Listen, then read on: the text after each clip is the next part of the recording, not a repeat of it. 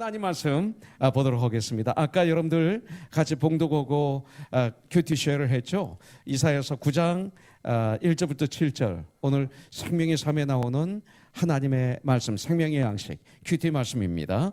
오늘 이 말씀을 가지고 우리가 주님의 음성을 듣는 하나님의 말씀을 받는 시간이 되기를 원합니다.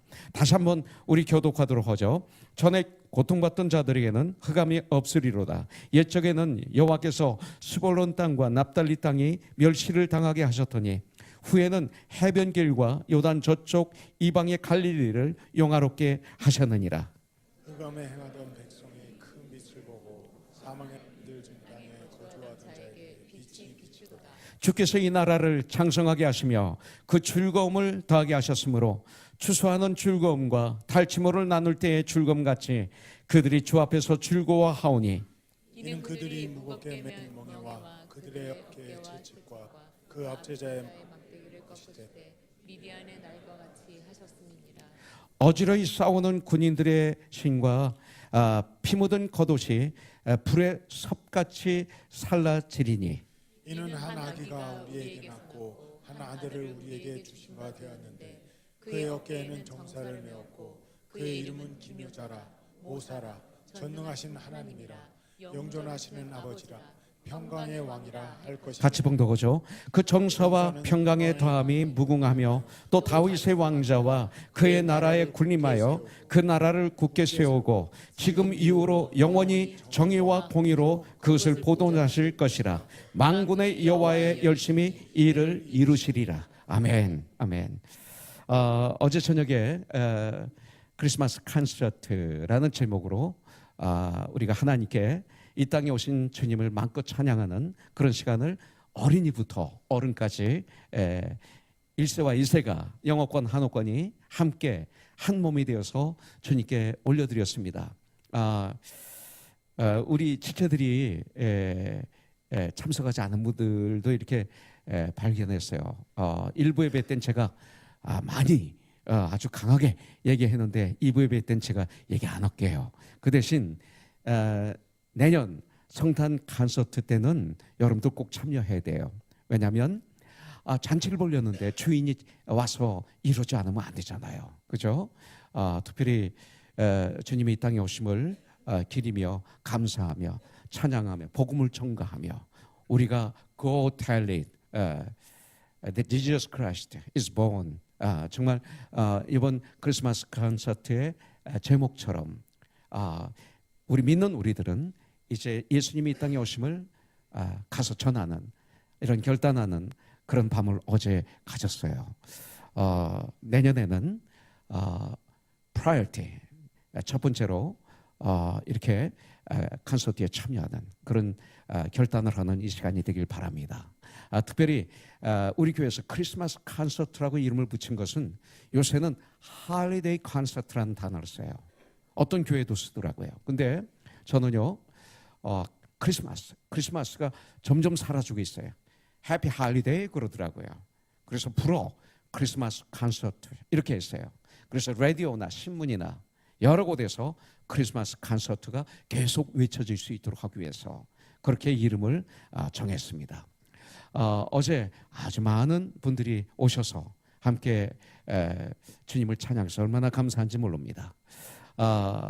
오늘 저는 일주일간의 큐티 말씀 중에 오늘은 오늘 큐티 말씀을 제가 기도하는 가운데 선택했습니다.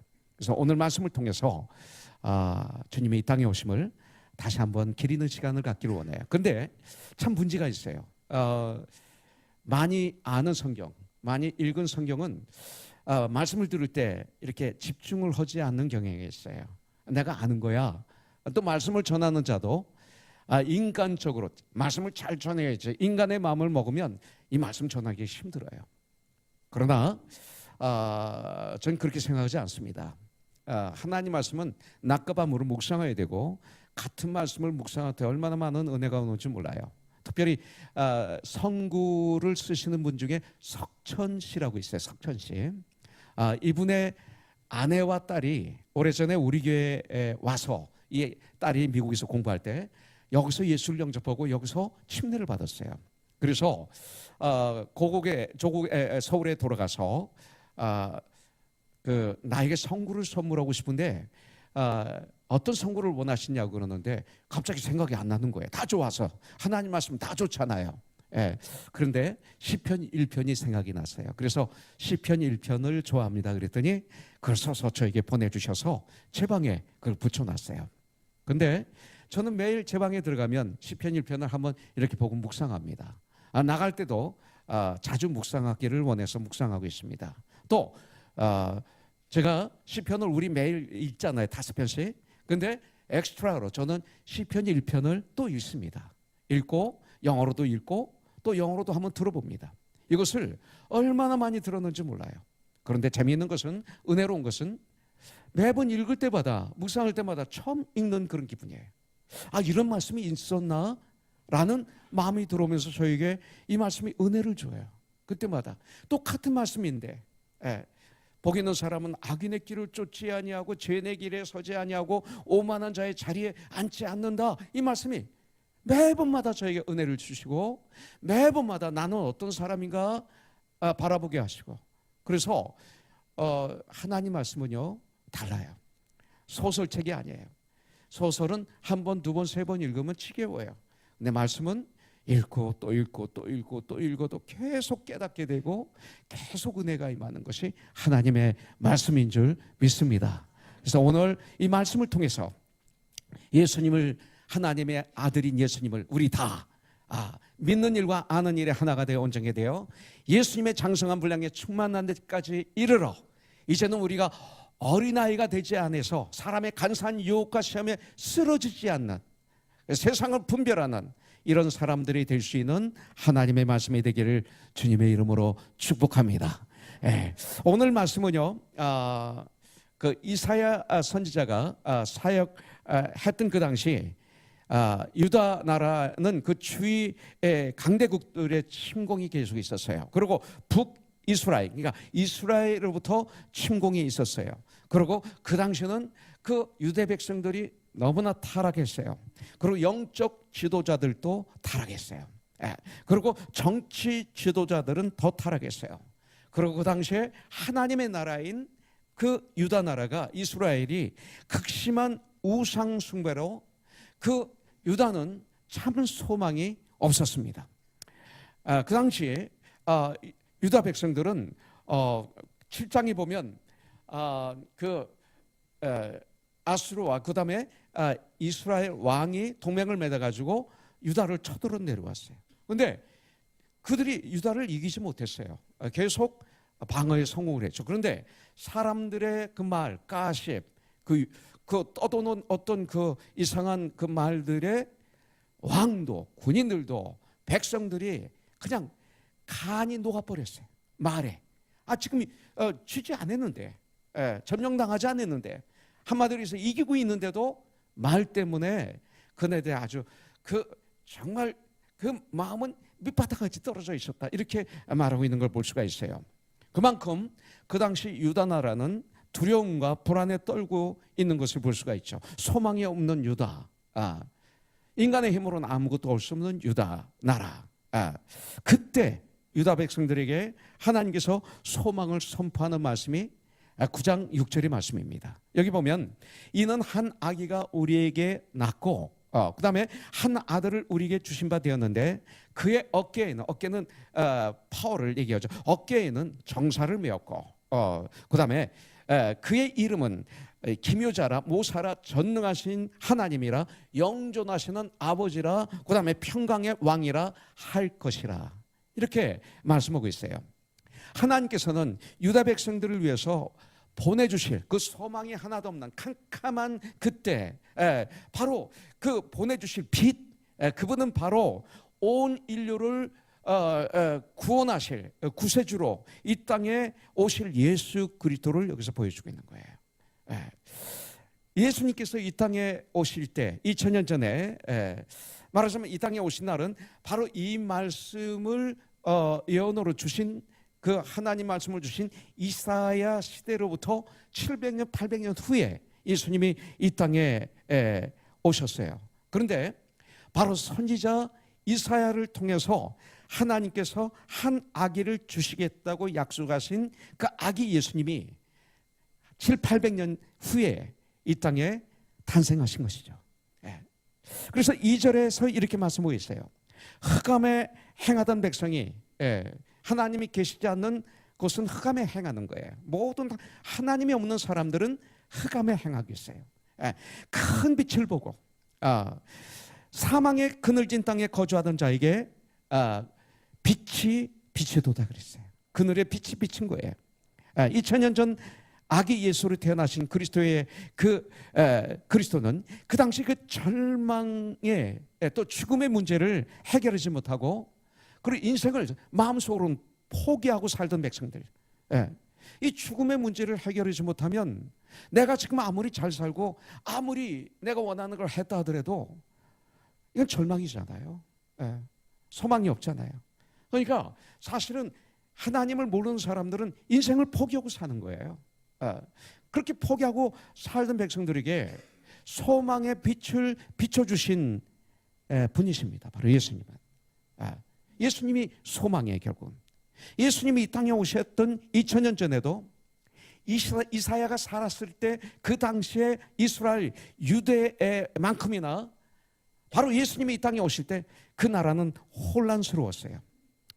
하나님의 선지자의 예언이 멈춘 지 이제 400년이 됐어요. 400년 동안 하나님 말씀이 없었다는 거예요. 하나님의 백성들에게 하나님의 말씀이 없다면 이거 얼마나 고통이지 아세요? 얼마나 고문인지 아십니까? 400년 동안 말씀이 없었어요.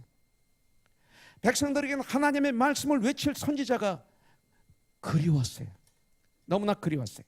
하나님의 말씀이 선포되지 않으니까 백성들의 영적인 상태는 어떻습니까? 흑암과 어둠이었어요. 캄캄했어요. 그래서 흑암과 어둠으로 표현된 흑암에 행하던 이거예요. 하나님의 말씀이 없으니까 우리는 흑암에 행하는 거예요. 지금도 우리가 하나님 말씀을 묵상하지 않으면 흑암에 행하는 거예요. 아무리 교회 나와도 아무리 구원받았다고 한다 하더라도 여러분들이 하나님 말씀을 낮과 밤으로 묵상하지 않으면 우리는 흑암에 행하는 삶을 사는 거예요. 이렇게 흑암에 행하던 바로 그 모습 그대로였어요. 그 당시 정치는 어땠어요? 정치적인 상황도 마찬가지였어요.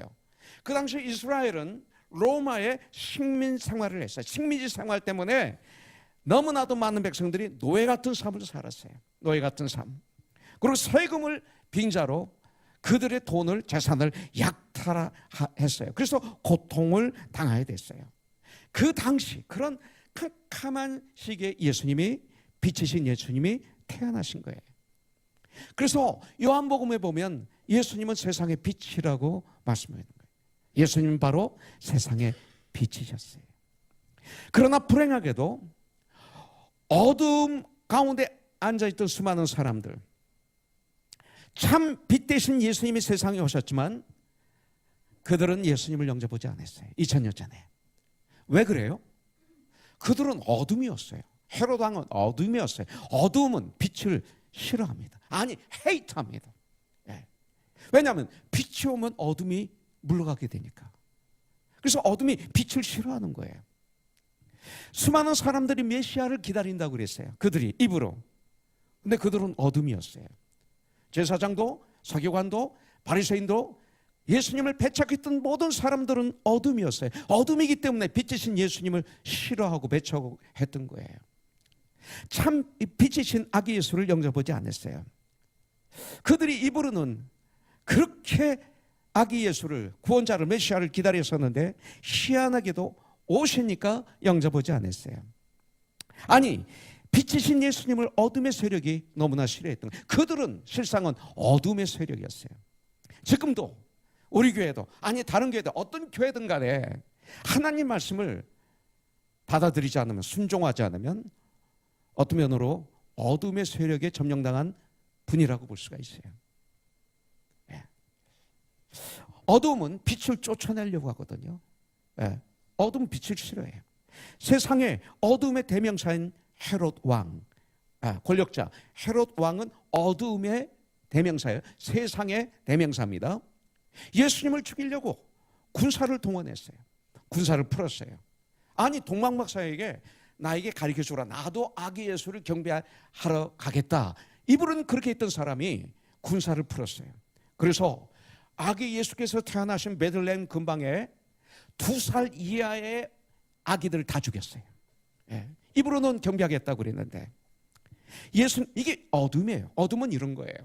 여러분들, 예수님께서 공생애를 시작하실 때는 그 당시에 거짓 제사장들이, 지금은 말하면 거짓 목사들이, 이렇게 거짓 바리새인들이, 거짓 서기관들이, 지금 신학교 교수들이, 또 뭐 참 교회 지도자들이, 이렇게 볼 수가 있겠죠.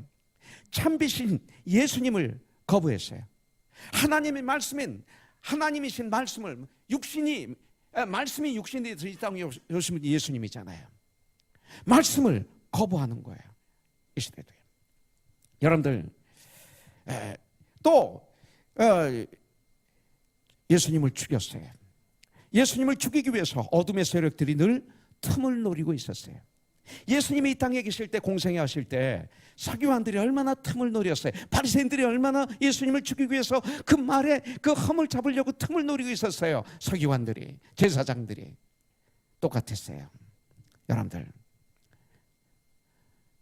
그러나 참비되신 예수님은 우리들에게 생명의 빛을 비춰주셨다고 성경은 우리에게 알려주고 있어요. 좌절과 절망 가운데 있는 사람들에게 진정으로 소망의 빛이 되어 주셨어요. 베들레헴 마을 구유에 오신 아기 예수님은 절망 가운데 있는 모든 사람들에게 소망이 되신 분이십니다. 우리 예수님은 우리에게 참된 기쁨과 만족을 주시는 유일한 분이에요. 참된 기쁨, 참된 만족이 어디서 옵니까? 바로 예수님에게서 오는 거예요. 그래서 3, 4절에서 이렇게 말씀하고 있어요. 주께서 이 나라를 창성하게 하시며 그 즐거움을 더하게 하셨으므로 추수하는 즐거움과 탈취물을 나눌 때의 즐거움같이 그들이 주 앞에서 즐거워하노니 이는 그들이 무겁게 맨 멍에와 그들의 어깨의 채찍과 그 압제자의 막대기를 주께서 꺾으시되 미디안의 날과 같이 하셨음이니이다. 이렇게 우리에게 알려주고 있어요. 예수님은 우리의 무거운 멍에를 없애주시는 분이세요. 고통과 채찍과 압제자의 막대기를 꺾으시고 우리에게 참 즐거움과 기쁨을 회복시켜 주시는 분이 오직 예수님뿐이에요. 성경 그렇게 우리에게 알려주고 있어요. 오늘날 세상이 소망이 있습니까? 점점 어두워지지 않아요? 점점 혼동으로 가지 않아요? 말씀과는 완전히 멀리 떨어지죠. 사실 도덕도 다 깨졌죠. 이게 지금 세상입니다. 물질 문명은 발전하고 있는데 세상은 지금 점점 더 소돔과 고모라처럼 돼가고 있어요. 그런데 세상에서 인간들이 소망이 있을까요? 없어요. 여러분들, 예수님을 모르면 내가 왜 살아야 되는지 알지 못하는 자들이 너무나 많아요. 내가 왜 살아야 되는지 몰라요. 포기하고 살죠. 죽음의 문제를 해결해야만이 내가 왜 사는지를 알 수가 있어요. 아무리 만족을 얻으려고 해도 세상 그 어디에도 만족이 없어요. 아무리 만족을 세상에서 찾으려고 정말 혈안이 되어서 찾아다녀도 만족이 없어요. 오히려 더 고독과 절망과 좌절과 외로움 속에 점점 깊이 빠지는 것을 볼 수가 있어요. 그것이 인간입니다. 인간. 그래서 솔로몬은 헛되니 모든 것이 헛되다고 우리에게 알려주는 거예요. 공허함을 채우기 위해서 재물은 중요합니다. 난 재물을 고귀하게 봅니다. 주 안에서 재물은 고귀한 것입니다. 그러나 나의 만족을 위해서, 행복을 위해서, 기쁨을 위해서 그냥 노예처럼 물질의 노예가 되어서 그냥 재물을 열심히 재물을 취하는데 모든 목적을 기울여서 살아간다면 아무리 많은 돈을 은행에 쌓아놓고 있다 하더라도 내 가슴 속의 공허함은 절대 채워지지 않죠. 세상 것은 가지면 가질수록 더 목마른 것이 세상 거 아닙니까? 더 고독하지 않나요? 더 외롭지 않나요? 우리가 졸업할 때 얼마나 기뻐해요? 그래서 졸업식 하기 전에 막 흥분하죠. 그리고 졸업식 할 때 막 모자를 던지고 고함을 지르는 건 뭐냐면 이것도 즐겁지 않구나, 난 외롭다 외치는 거예요. 그래서 농구나 풋볼이나 챔피언십에서 1등하면 그날은요 경찰이 다 동원돼. 왜? 때려 부시니까. 1등을 했는데 때려 부셔요. 차에 불을 놔요. 스토어에 유리를 깨뜨리고 막 가져가요. 왜 그래요? 그게 내가 원하는 걸 이루었을 때 모습이에요. 그게 세상입니다. 여러분들 채워지지 않아요. 어떤 사람은 쾌락의 늪에 깊이 빠져들어가므로 그 공허함을 채워버려 갑니다. 그래서 마약에 도박에 빠지게 되는 거죠. 근데 그 쾌락도 순간뿐이죠. 나 승순영제 얘기 안 하려고 했는데. 근데 그죠? 대마초 참 너무 힘들죠. 우리 승순영제 하드락 싱어, 헤비 메탈 싱어 하면 마약과 긴장 관계가 있어요. 그죠? 근데 다행히 마약에 안 빠졌어. 오토바이에 빠지고. 그 오토바이 누구 주고 왔어요? 올 때? 최민수에게 주고 왔어요. 팔았어요. 할리 데이비슨인가 그거 내가 굉장히 원하는 건데. 저 오토바이 너무 좋아해. 언제 우리 하나 사서 같이 타지? 안 돼. 사주지 마. 그 대마초. 그건 끊을 수 있어요. 대마초는. 근데 힘들죠? 대마초를 하면 좋죠. 아니 정직하게. 이것이 다시 대마초가 풀어질 때 고통은 이루 말할 수 없죠. 그 대원 더 고통스럽죠. 근데 또 하게 되는 것은 육신의 노예가 됐기 때문에 끊기가 이렇게 힘든 거예요. 근데 여기서 행복이 있나요? 없어요. 돈 다 없어지고 부부가 싸우고 대마초면 싸우죠. 대화도 몇 주 안 하지. 그 한 번 잠깐 하고 뒤에 오는 그 고통을 이루 말할 수 없어요. 근데 또 하게 되죠.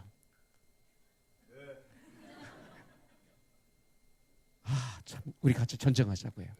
기도하며 전쟁하고 하나님께 매달리면 분명히 역사하실 거예요. 그리고 우리 제니프 자매가 도와주면, 그죠? 가장 힘든 게 우리 제니프 자매인데 쾌락이 없어요. 그 순간이에요. 여러분들 오히려 영혼들이 썩어가요. 나의 정신이 죽어요. 하루의 삶을 마감하고 자리에 누워서 가만히 하루를 되돌아 보신 적이 있어요? 가슴이 뿌듯할 때가 있을 거예요. 그죠? 그럴 때 있죠? 그때 하나님께 감사가 넘치고. 그렇지 않으면 뭔지 모를 텅 빈 가슴, 고독, 절망, 외로움, 허무가 밀려오는 것을 느낄 때가 있을 거예요. 여러분들, 예수님 밖에서는 절대로 참된 인생의 만족을 얻을 수가 없어요.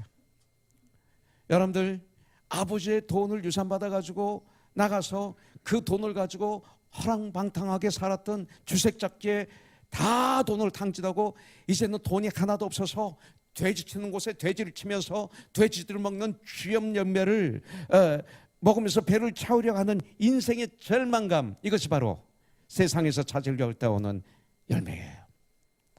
하나님을 떠난 인생은 세상 그 무엇으로도 그 구멍 뚫린 가슴을 채우려 해도 채워지지 않습니다. 우리 인간의 영적인 빈 마음을 채울 수 있는 분은 성경에서 말하고 있습니다. 그리고 우리가 압니다. 오직 예수 그리스도밖에 없는 줄 분명히 믿습니다. 그래서 요한복음 10장 10절에 보면 내가 온 것은, 예수님께서 내가 온 것은 양으로 생명을 얻게 하고 더 풍성히 얻게 하려는 것이라 말씀하고 있어요.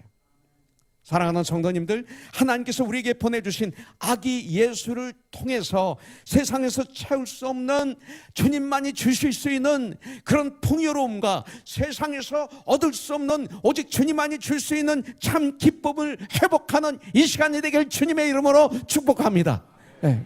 자, 그러면 6절에서 말씀하고 있어요. 예수님이 어떤 분이신지, 한 아기가 우리에게 낳고 이렇게 말씀하고 있어요. 한 아기가. 우리 예수님은 아기의 모습으로 이 땅에 오셨어요. 여러분들, 천사장의 모습으로 오시지 않았어요. 왕의 모습으로 오지 않으셨어요. 아기의 모습으로 오셨어요. 예수님이 이 땅에 오실 때 어른으로 오시지 않고 아기로 오셨어요. 여러분들, 만약 예수님이 천사장의 모습으로 이 땅에 오셨다면 우리는 모두 두려워 떨며 무서워했을 거예요. 여러분들, 천사가 나타났을 때 요셉, 또 마리아도, 또 양치던 목자들도 두려워 떨면서 무서워했다고 그랬어요. 모두 다 무서워해요. 예수님은 세상에 오실 때 무서운 존재로 오시지 않으셨어요. 누구나 가까이 갈 수 있는 친근한 존재인 아기의 모습으로 오셨어요. 아기한테는 누구나 다가요. 나한테는 못 오는 분이 있을 수도 있어요. 근데 아기한테는 아무 생각 없이 가서 볼도 만지고 이쁘다 귀엽다 그러면서 막 레레레 하기도 하고 별짓을 다 합니다. 그게 아기입니다. 그렇게 주님이 오셨어요. 누구나 진정 마음만 열면, 내 마음이 낮아지면, 영혼의 목마름이 있으면 누구든지 예수님께 오면 해결될 수 있는 구원자로 이 땅에 오신 거예요. 그래서 천사들이 천사가 목자들에게 이렇게 말하고 있습니다. 예수님이 태어나셨을 때 누가복음 2장 10절부터 12절에 보면 천사가 이르되 무서워하지 말라. 천사가 나타나니까 무서워했어요. 그러니까 무서워하지 말라. 보라, 내가 온 백성에게 미칠 큰 기쁨의 소식을, 좋은 소식을 너에게 전하노라. 오늘 다윗의 동네에 너희를 위하여 구주가 나셨으니 곧 그리스도 주시니라. 너희가 가서 강보에 쌓여 구유에 누워 있는 아기를 보르니 이것이 너희에게 표적이라. 이렇게 말씀하고 있습니다. 표적이라. 너 유대인이지? 너 700~800년 전에 이사야를 통해서 주신 말씀 기억해? 아기 예수. 이게 표적이야. 이게 증거야. 이렇게 말하는 거예요. 강보에 쌓여있는 아기 예수, 특별히 마을 구유에 계시기에 누구든지 볼 수 있어요. 좋은 호텔에 들어가 계시면 거기 아무나 못 들어가요. 못 보는 거예요. 그런데 마을 구유에 계시기 때문에 남녀노소 빈부 귀천 관계없이 누구든지 볼 수 있었던 거예요. 그래서 들에서 양치던 목자들이 기뻐하며 아기 예수께 달려가서 엎드려 경배하며 주님을 찬양했죠. 동방박사들도 아기 예수의 소식을 들었어요. 복된 소식을 들은 거죠. 그리고 믿고, 그리고 아기 예수를 경배하기 위해서 두려워하는 대신에 기뻐하며 달려가서 아기 예수를 만나요. 먼 데서 왔다고 그랬어요. 그러니까 그 당시는 차가 없었기 때문에 몇 달 걸리지 않았을까요? 아기 예수를 보기 위해서 몇 달을 걸쳐서 온 거예요. 동방박사들이 얼마나 바빠요. 얼마나 돈을 많이 벌 수 있어요. 학자들인지 몰라요. 점성가 뭐 여러 가지 얘기 있지만 한마디로 해서 똑똑한 사람들이에요. 바빴을 거예요. 그런데 그분은 가장 우선순위에 아기 예수를 만나 경배하는 일에 둔 거예요. 어제가 바로 예수님을 경배하는 날 아니에요? 그런데 안 오셨어요. 안 오신 분, 안 오셨어요? 그러면 여러분들은 어디 계신 거예요? 여러분들의 경배의 대상은 어제 어디였어요? 그렇게 먼 데서도 동방박사가 와서 아기 예수를 경배하는데 바로 이것이죠. 예수님은 범죄한 우리 인간들에게 아주 친근한 모습으로, 아기의 모습으로 찾아오신 거예요. 얼마나 고맙고 얼마나 감사한 일인지 몰라요. 그래서 이런 말씀이 있는 거예요. 마태복음 11장 28절에 보면 수고하고 무거운 짐진 자들아 누구든지 다해.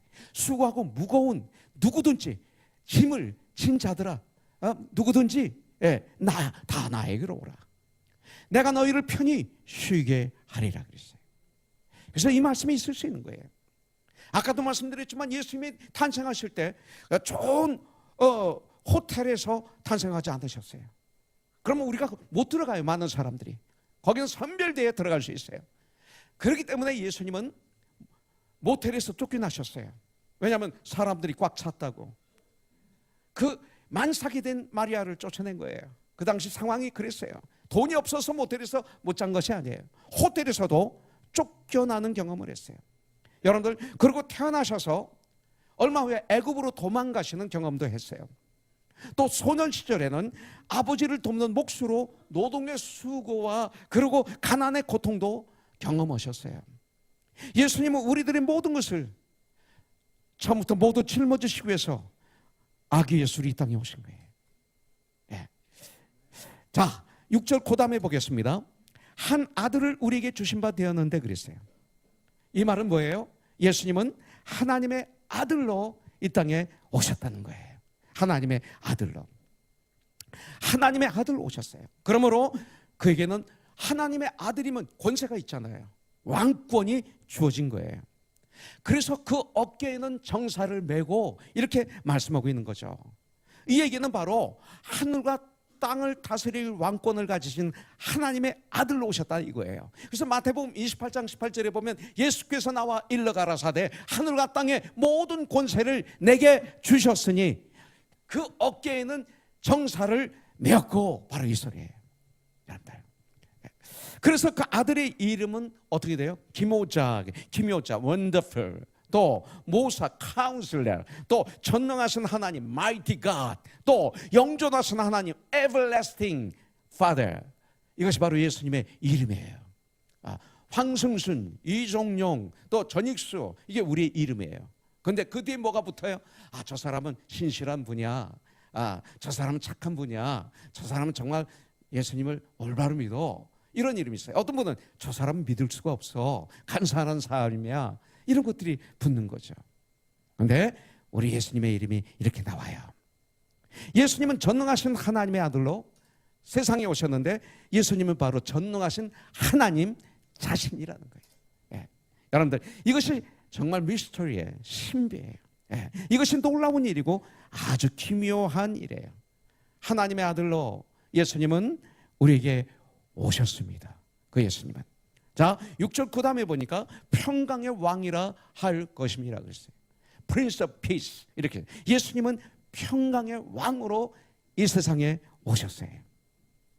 예수님이 세상에 오신 궁극적인 목적은 죄와 전쟁과 그리고 사망의 땅에 평강을 가져오시는 거예요. 그것이 목적이에요. 내 안에 평강을 주시기 위해서. 예수님은 평강의 왕으로 세상에 오셨어요. 하나님의 평강을 인간들에게 줄 수 있는 다리가 되신 거예요. 예. 하나님과 우리 사이의 다리가 되신 거예요.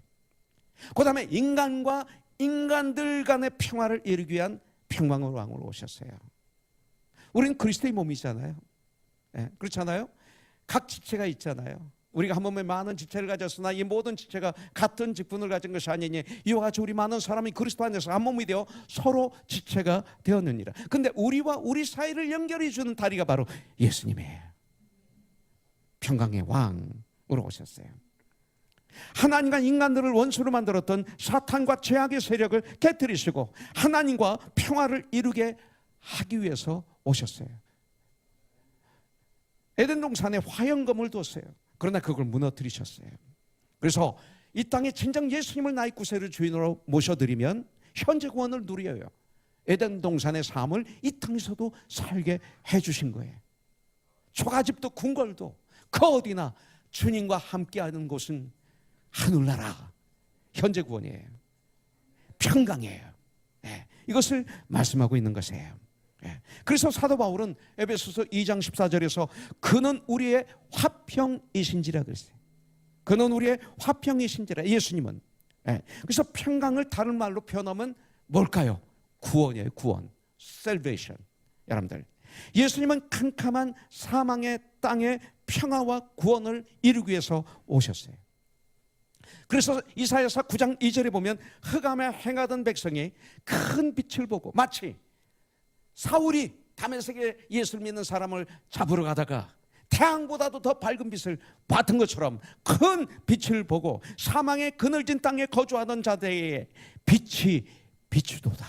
이렇게 말씀하고 있어요. 예수님은 세상의 빛으로, 나의 빛으로, 나의 생명으로, 나의 평화로, 나의 구원으로 나에게, 우리에게 오셨어요. 그래서 이사야서 9장 4절에 보면 이는 그들이 무겁게 맨 멍에와 그들의 어깨의 채찍과 그 압제자의 막대기를 주께서 꺾으시되 죄의 노예가 됐던 우리들 미디안의 날과 같이 하셨습니다 말하고 있어요. 예수님은 평강의 왕으로 즉 세상의 구원자로 이 땅에 오셨습니다. 이것이 크리스마스예요. 그렇다면 이제 구원받은 우리들은 어떤 삶을 살아야 될까요? 이거예요. 이것이 중요하죠. 자, 예수님은 구원자이시다, 하나님의 아들이시다, 이게 다 좋아요. 그러면서 주님을 찬양해야 돼요. 그런데 진정한 또 하나의 찬양은 뭐예요? 예배는? 그렇다면 나는 어떻게 살아야 될 것인가? 이것이 아주 중요합니다. 자, 오늘 말씀을 통해서 또 마태, 마가, 누가복음에 나오는 예수님이 이 땅에 오셨을 때 상황을 통해서 볼 것 같으면 우리는 어떤 삶을 살아야 될까요? 바로 주님으로 인해 기뻐하는 삶을 살아야 돼. 여러분들의 기쁨이 바로 주님으로 말미암아. 이것이 우리가 살아야 될 이유예요. 주님으로 인해 기뻐하고 주님을 인해 즐거워하며 평강의 왕이신 예수님께 가까이 가서, 멀리서가 아니라 가까이 가서 무릎을 꿇고 주님을 경배하는 삶을 살아야 돼요. 네. 이것이 우리의 목적이에요. 이런 삶을 살 때 세상에서도 빛과 소금이 되는 거예요. 이런 삶을 살 때 나의 가정은 풍요로워하죠. 이런 삶을 살 때 이 세상은 바뀌어요. 주기도 전에 하나님의 나라가 이 땅에 임하옵시고, 이 말씀 때문에 어떤 분은 이렇게 기도하더라고요. 아직도 하나님의 나라가 이 땅에 임하지 않았습니다. 주님 임하게 하여 주세요. 그거 잘못된 기도예요. 내가 정말 주 안에 거하면 나를 통해서 하나님은 내 주의 하나님 나라를 임하게 하시는 거예요. 그래서 이것이 이어져서 이 땅에 그냥 전체가 빛덩어리가 돼야 돼요. 이것을 예수님으로 충만하게 한다, 이 말씀이 아닐까요? 그런데 내가 해야 될 일을 하지 않으면서 하나님을 원망하는 이런 기도를 하는 분이 있어요. 이 시간 모든 교회는 나를 통해서 주의 하나님의 사랑이 빛이 흐르는 그런 교회가 되지 않으면 그건 교회 아니에요. 촛대가 옮긴 거예요. 아무리 칭찬해도 안 되는 거예요. 우리가 그런 교회가 된다면 안 돼요. 아무리 사람마다 소용없어요. 오히려 그냥 가둬놓는 거죠. 자주 제가 하는 얘기지만 옆으로 물이 흘러야 주위가 풀이 살고 나무가 살고 열매를 맺고 푸릇푸릇한데 자꾸 내가 통을 넓히면 흐르질 않아서 주위가 다 메말라서 사막이 돼버려 내 주위가. 그리고 물을 막아놨으니까 흐르지 않으니까 물이 죽어서 그냥 썩고 모기가 나오고 그냥 파리가 끼고. 우리 교회가 그런 모습이 되면 안 되죠. 그렇죠? 흘러야 돼요. 이것이 경배하는 삶이에요.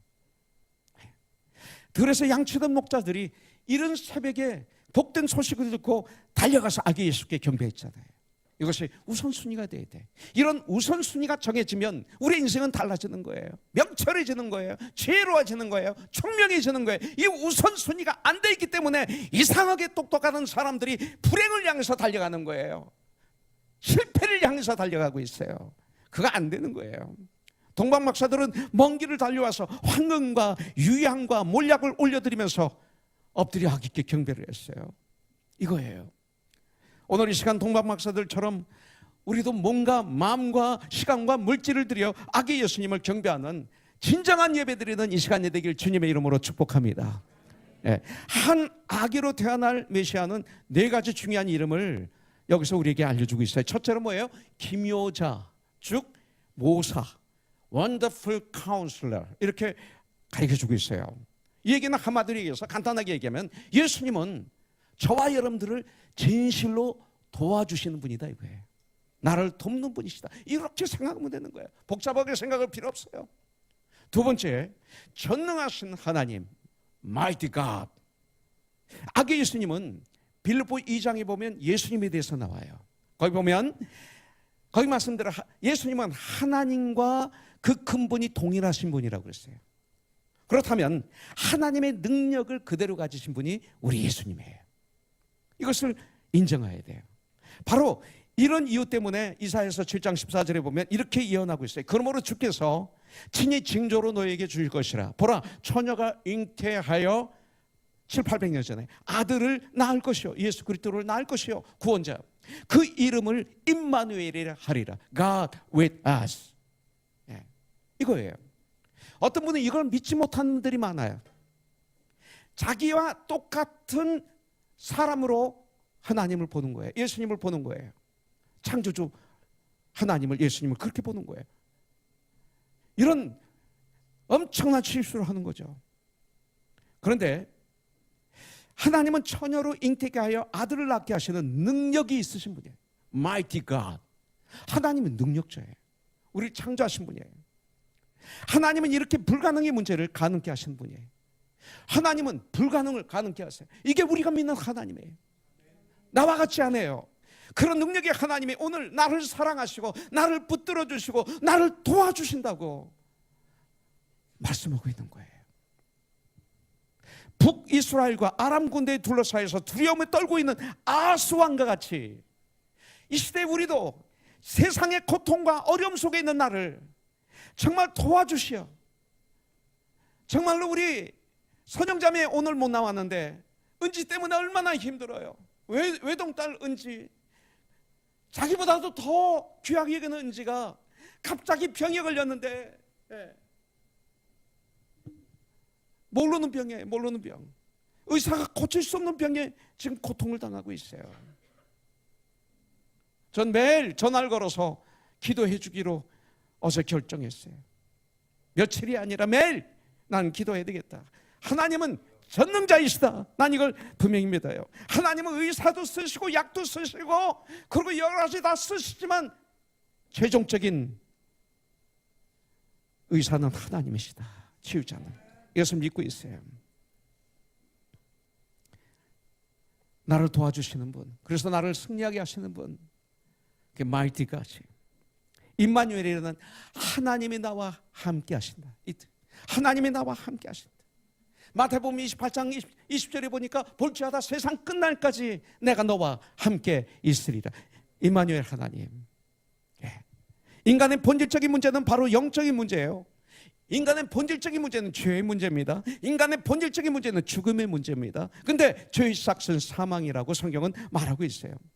이것은 인간 스스로 절대 풀 수 없는 문제입니다. 이 죄 문제를 해결하지 못하면 우리는 하나님을 만날 수가 없습니다. 하나님과 나 사이가 죄 문제로 가로막혀 있기 때문에 그렇습니다. 그런데 예수 그리스도 십자가를 통해서 브릿지, 이 다리가 놓여진 거예요. 하나님과 나 사이에. 예수님을 통해서 하나님에게로 나갈 수 있게 되었어요. 예수님은 우리의 가장 근본적인 죄의 문제를 해결하라 이 땅에 오셨어요. 그래서 요한복음 14장 6절에서는 이렇게 주님이 말씀하시는 거예요. 예수께서 이르시되 내가 곧 길이요 진리요 생명이니 나로 말미암지 않고는 아버지께로 올 자가 없느니라고 말씀하고 있어요. 여러분들, 이 땅에 오신 독생자 우리 주 예수 그리스도를 통해서 임마누엘의 축복을 받음으로 수없이 많은 그 죄를 지어 지옥 가야 마땅할 우리지만 나지만 천국 가도록 새로운 길을 열어주신 분이 바로 예수님이에요. 여러분들, 길은 왜 만들어요? 다니기 편하라고 만들죠. 그리고 빨리 가기 위해서 만드는 거죠. 안전하기 위해서 만드는 거죠. 목적지까지 안전하게 가기 위해서 길을 뚫는 거예요. 근데 길을 만들어 놨는데 아무리 어리석은 자라 할지라도 길을 두고 정글로 들어가거나 길을 들고 숲을 헤치고 다니는 사람은 없을 거예요. 미치지 않으면. 이 세상에 미친 사람이 너무 많아요. 여러분들, 길이 있는데 4대 성인 중에 한 분이라고 세상은 다 떠받들고 있는데 그 예수님이 나는 길이다 말씀하셨는데 그 길로 가지를 않아요. 이 세상 어리석은 사람들은 하나님께서 임마누엘의 축복, 하나님이 함께 하시는 축복이다. 하나님이 나와 함께 하시면, 내가 어렸을 때 할머님이 밤에 나와 함께 하시면 어디든지 난 다 갔어. 근데 지금 와서 생각하니까 할머니 손가락 폭군대로도 쓰러질 뿐인데 내가 왜 할머니를 그렇게 믿었는지 몰라요. 충청남도 예산군 덕산면 복당리 452번지 제 고향인데 산골이에요. 제가 어렸을 때만 해도 여우가 막 울었어요. 호랑이가 있었어요. 50년대 60년대 아주 옛날 얘기죠. 그때 그 무서운 그 산길을 할머님 손을 잡으면 나는 세상에 무서운 게 없었어요. 그런데 하늘과 땅의 권세를 가지신 예수님이 나와 함께 하시는 걸 믿게 된다면 이 땅을 살아가는 삶은 달라지는 거예요.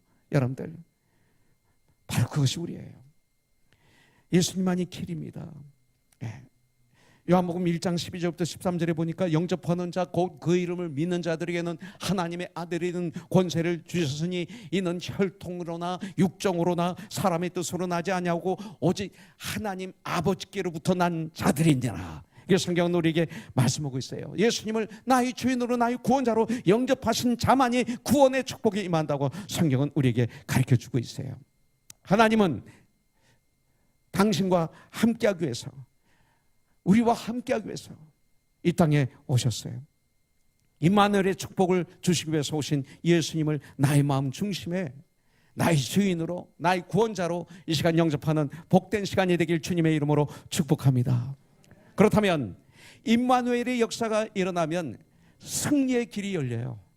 임마누엘의 축복이 역사가 나에게 임하면, 하나님이 나와 함께 하시면 그때부터 나는 승리해요. 이게 정석이에요. 이스라엘 그 다윗 왕을 한번 보세요. 다윗 왕은 하나님의 함께하는 사람이었어요. 그는 내 마음에 합한 자라고 사도행전에 나오잖아요. 양치는 목동 소년이었어요. 그 당시 양치는 자라면 천한 직업이에요. 심지어는 그 사무엘 선지자가 왕이 될 사람을 찾아왔을 때 다윗은 거기 끼지도 못했어요. 그런데 나중에 이제 소년 다윗에게 선지자 사무엘이 와서 이스라엘의 왕이 너는 될 것이다 하고 기름을 붓고 떠났어요. 그때부터 이 소년에게는 어떤 축복이 있었는 줄 아세요? 범사에 잘 되는 축복? 아니에요. 임마누엘의 축복이 있었어요. 하나님이 함께 하시는 축복을 받았어요. 그래서 왕이 되기까지 수없는 죽음의 고통을 당하였지만 임마누엘의 역사가 다윗에게 있으므로 그 어려움을 이기고 드디어 이스라엘의 이대 왕이 되는 영광을 누린 거예요. 임마누엘의 축복은 그냥 잘 된다 편안하다가 아니에요. 바로 이거예요. 욥을 보세요. 사탄의 계교로 하나님이 사탄에게 허락하시죠. 욥의 생명만 거느리지 말고 네가 알아서 해봐라. 사탄도 하나님의 장중에 있는 거예요. 그래서 엄청난 고통을 당합니다. 아들들 딸들 다 죽습니다. 재산 다 없어집니다. 몸에는 엄청난 병이 걸려서 그냥 기와장으로 뚝뚝 끓고 있는 그런 신사가 되고 말았습니다. 그런데 다 이뤘지만 욥기 1장부터 42장까지 보십시오. 한 가지 욥이 잃지 않은 것이 있었어요. 뭔지 아십니까? 임마누엘의 하나님을 잃지 않았어요. 하나님과 함께하는 삶을 살았던 거예요. 왜? 그는 계속 하나님과 대화를 합니다. 그 대화 속에 하나님 계십니까? 뭐 원망도 있고 그렇지만 그건 하나님께 원망하면 하나도 죄가 아니야. 사람들에게 할 때 죄지 하나님께 얘기하는 것은 죄가 아니에요. 무엇든지 나에게 구하라고 하셨거든요. 42장까지 보면 욥은 하나님과 계속 대화를 하고 있어요. 이 얘기는 뭐예요? 하나님이 그와 함께하고 계시다는 사실이에요. 네. 그래서 결국 여러분들 42장에 보니까 다시 몸이 회복이 되고 건강하게 되고 그리고 2배의 축복을 받아요. 오늘 마일크 형제 제2탄의 간증을 하려고 그랬는데 다음 주 하기로 했어요. 제2배의 축복을 받아요. 네. 지난주에 그 사건 제2탄에 있어요. 개인적으로 들어주시면 돼요. 그러나 공적으로는 제가 다음 주에 여러분들에게 할게요. 와, 소름이 끼칠 정도로 하나님이 이제 교회에 나오신 지 몇 개월 안 된 우리 마일크 형제 부부에게 역사하셨어요. 2배의 축복을 받았어요. 다음 주에 예화를 들을 두 분이 할 간증은 타이틀이 2배의 축복이에요. 2배의 축복. 이것이 바로 임마누엘의 축복입니다. 하나님이 함께 하시면 완전한 패망 상태에서 최상의 축복의 상태로 변화될 수가 있는 거예요. 하나님이 함께 하시기 때문에. 저도 마찬가지예요. 연예인들이 얼마나 많이 자살해요. 그죠? 왜 그런지 아세요? 연예인들은요 감정이 예민해야 돼요. 부드러워야 돼요. 그래서 남들보다 더 흥분할 땐 더 크게 흥분하고 남들보다 더 기쁘면 기쁘게 하고 남들보다 고독할 땐 더 딥하게 고독하고 이게 극과 극을 달려요. 맞죠? 예. 그래야만이 표현할 수가 있어요. 드라마 탤런트를 할 수가 있고 노래를 부를 수. 특히 노래는 그래요. 노래 한 곡에 자기 인생을 다 집어넣어야 되기 때문에 감정이 아주 섬세해야 돼요. 그렇기 때문에 그 인기 있는 가운데 고독과 절망에 사로잡혀서 자살하고 그러는 거예요. 저도 역시 마찬가지였어요. 저도 그런 한 번 기쁘면 막 엄청나게 기쁘고 난 다음에 엄청나게 슬프고 고통스럽고 외롭고 그래서 자살하려고도 했고, 그래서 담배로 하루에 세 갑 반을 피기도 하고. 그러나 대마초는 안 했어. 난 안 했어. 근데 내 대마초에 주범이 돼서 들어갔잖아. 바보라 그런 거야, 바보라. 근데 예수를 영접하고 그리고 목사가 되어서도 힘들었어요. 목사가 돼서도 이 감정이 너무 예민해서 남들보다 더 슬프고 남들보다 더 아파하고 남들보다 더 괴로워하고 견딜 수가 없었어요. 근데 나를 변화시킨 것은 임마누엘 하나님이에요.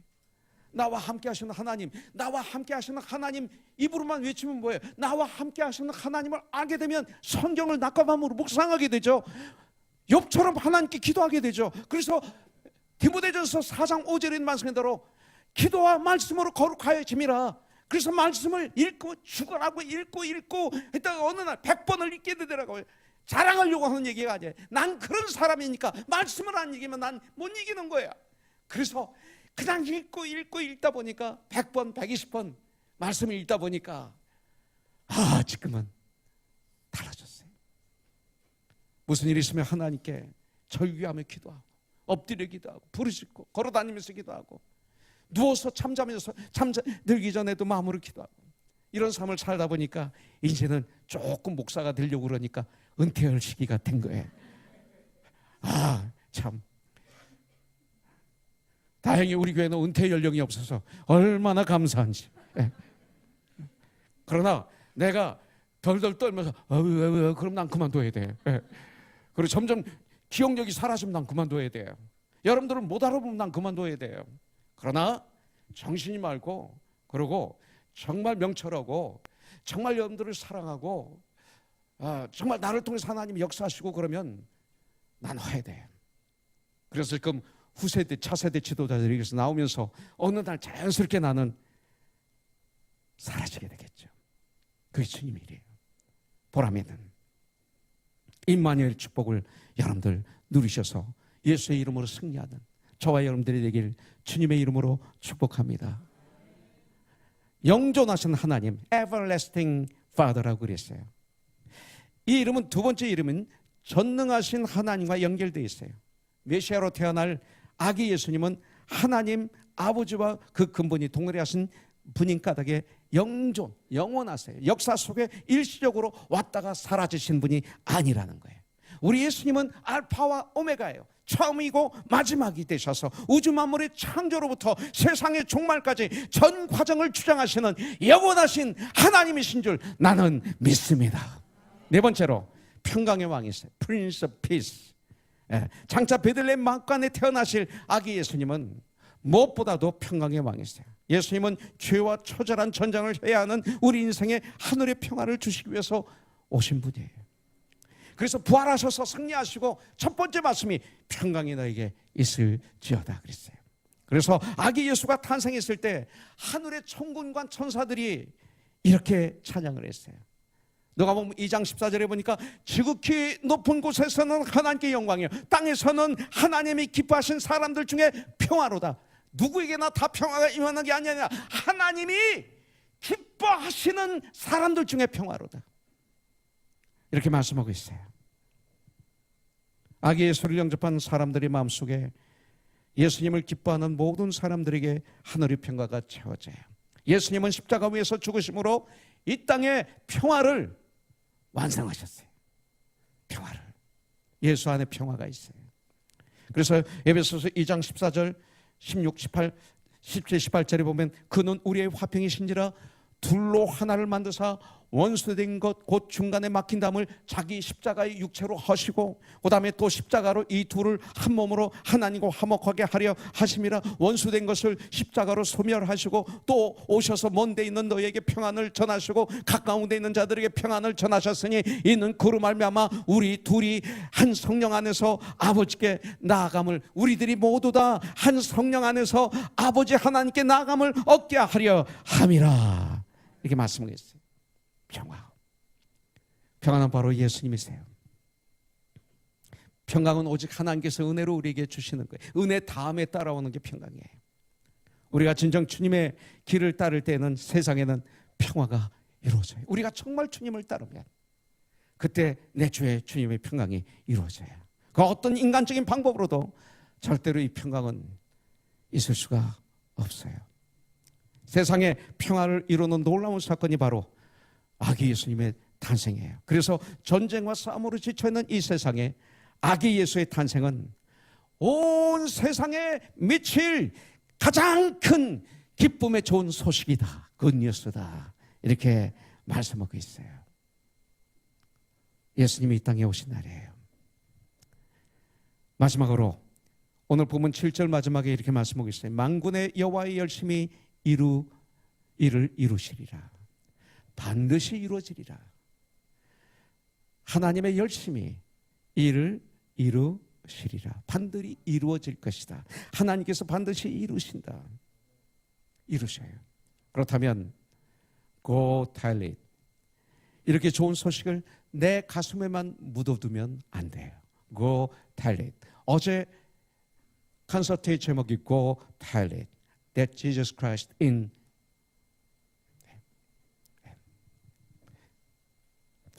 Jesus Christ is born. 이거예요. 이 소식은 온 세상이 들어야 될 가장 큰 기쁨의 소식이에요. 우리는 이미 이 좋은 소식, 복음을 들은 사람들이에요. 그 복음 안에 사는 사람들이에요. 우리가 경험한 이 복음, 우리를 변화시킨 그 복음을 세상에 알게 해야 될 우리는 의무가 있어요. 바로 아기 예수 탄생하신 이 성탄절은 우리들이 크리스천들이 단순히 즐기며 노는 날 아니에요. 우리 가족끼리 밥 먹는 날도 아니에요. 세상에 빛을 주시고 세상에 참된 기쁨과 만족을 주시며 참된 평화를 주시기 위하여 주신 하나님의 날임을 세상에 선포해야 돼요. Go tell it that Jesus Christ is born. One soul to one soul. 예수님이 2000년 전에 우리를 위해서 초라한 마을 구에서 세상 외면을 받으시면서 태어나셨습니다. 그런데 그 아기 예수님은 세상의 빛이셨습니다. 우리의 공허한 인간의 가슴 속에 하늘의 기쁨과 하나님의 만족을 가져다 주신 하나님이십니다. 전쟁과 싸움이 난무한 세상에 참 평화가 무엇인지를 보여주셨습니다. 십자가를 통해서 이 평화를 완성하셨습니다. 여러분들 이럴 때 빨리 올라와야지. 네. 우리의 구원자이신 우리 주 예수님이 탄생하신 날이 성탄절입니다. 이 성탄절날, 이번 성탄절에 여러분들은 누구를 만나시겠습니까? 이 땅에 오신 예수님을 우리는 꼭 만나야 됩니다. 예수님을 만나면 캄캄했던 삶의 문제들이 환하게 빛이 비출 것입니다. 예수님을 만나면 공허하고 만족이 없었던 나의 삶에 하늘의 기쁨과 하늘의 만족으로, 하늘의 부유함으로 내가 가득 채워지게 될 것입니다. 예수님을 만나면 우리의 마음에 천사들이 노래한 찬양처럼 평강이 강물처럼 넘쳐나게 될 줄 믿습니다. 기도하겠습니다. 하나님 아버지, 감사합니다. 주님이 태어나신 성탄절을 맞이해서 성찬 주일 감사 예배를 올려드리게 해주셔서 감사합니다. 이 땅에 오신 우리 예수님을 찬양합니다. 그 구원자 예수님을 전하겠습니다. 주님과 동행하는 삶을 살겠습니다. 주님을 경외하는 삶을 살겠습니다. 도와주시옵소서. 예수님의 이름으로 기도합니다. 아멘. 주는 평화 막힌 담을 모두 하셨네. 주는 평화 우리의 평화 주는 평화 주는 평화 막힌 담을 모두 하셨네. 주는 평화 우리의 평화